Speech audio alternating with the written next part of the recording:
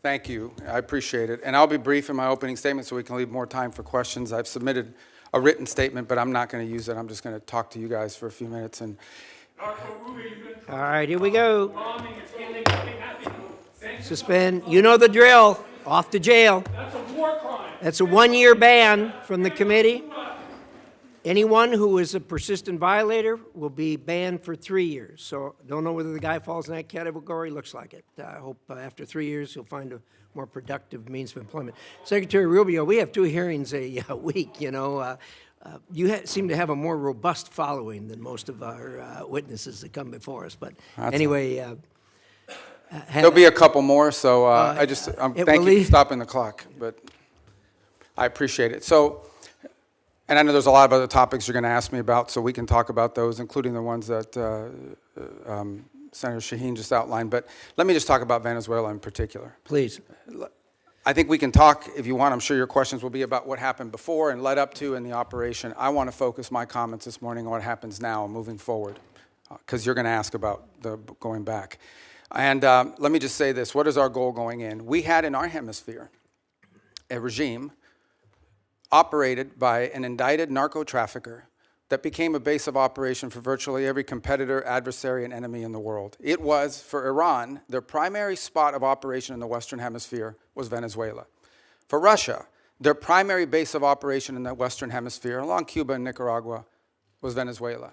In the case of China, China was receiving oil at a huge, about $20 a barrel discount. And they weren't even paying money for it. It was being used to pay down debt that they were owed. This is the oil of the people of Venezuela, and it was being given to the Chinese as barter at a 20%, at a $20 discount per barrel in some cases.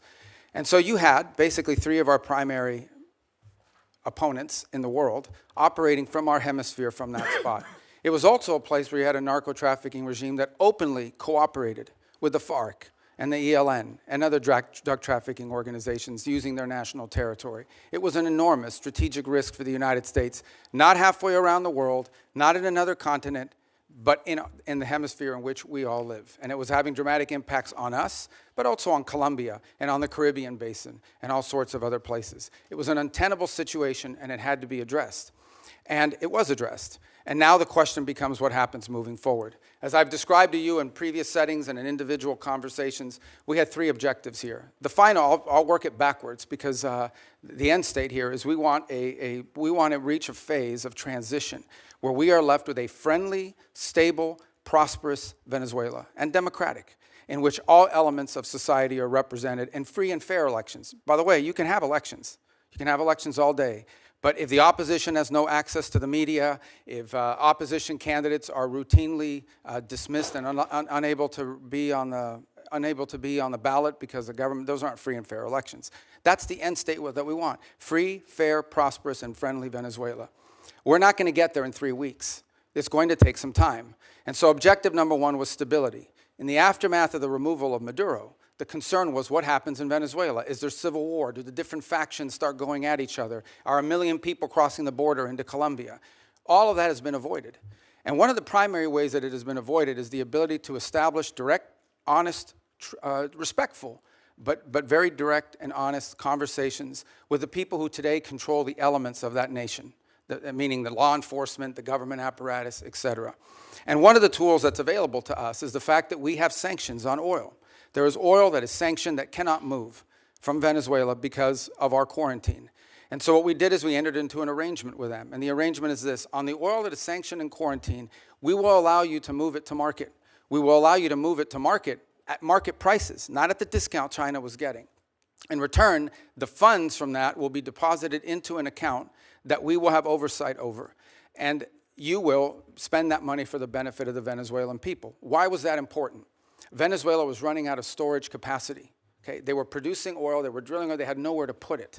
They had nowhere to move it, and they were facing a fiscal crunch. They needed money in the immediacy to fund the police officer, the sanitation workers, the daily operations of government. And so we've been able to create a short-term mechanism. This is not going to be the permanent mechanism, but this is a short-term mechanism in which the needs of the Venezuelan people can be met through a process that we've created, where they will submit every month a budget of this is what we need funded. We will provide for them at the front end what that money cannot be used for.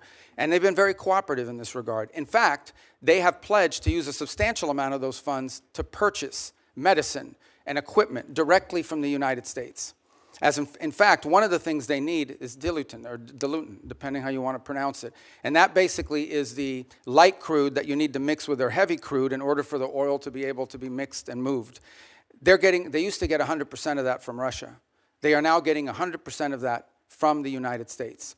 So we're using that short-term mechanism both to stabilize the country, but also to make sure that the oil proceeds that are currently being generated through the licenses we'll now begin to issue on this sanctioned oil goes to the benefit of the Venezuelan people, not to fund the system that existed in the past. The second is a period of recovery. And that is the phase in which you want to see a normalized oil industry. Again, look, we've got plenty of oil. There's plenty of oil all over the world. Canada produces heavy crude, so it's not like Venezuela's oil is unique in that regard, despite the fact they have the largest known reserves in the world. It's not irreplaceable. But we understand that that is the lifeline. Their natural resources are going to allow Venezuela to be stable and prosperous moving forward. And so we have created what we hope to do is transition to a mechanism that allows that to be sold in a normal way, a normal oil industry, not one dominated by cronies, not one dominated by graft and corruption.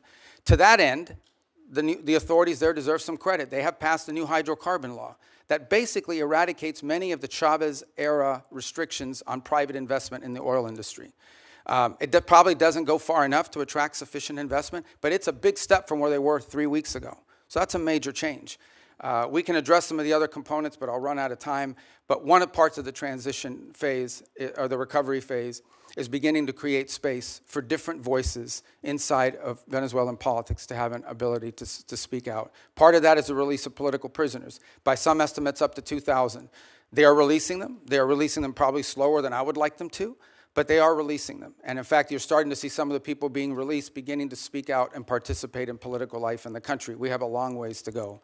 Look, we can talk in more detail about all of these things. Suffice it to say, I'm not here to claim to you this is going to be easy or simple. I am saying that in 3.5, almost 4 weeks, we are much further along on this project than we thought we would be, given the complexities of it going into it.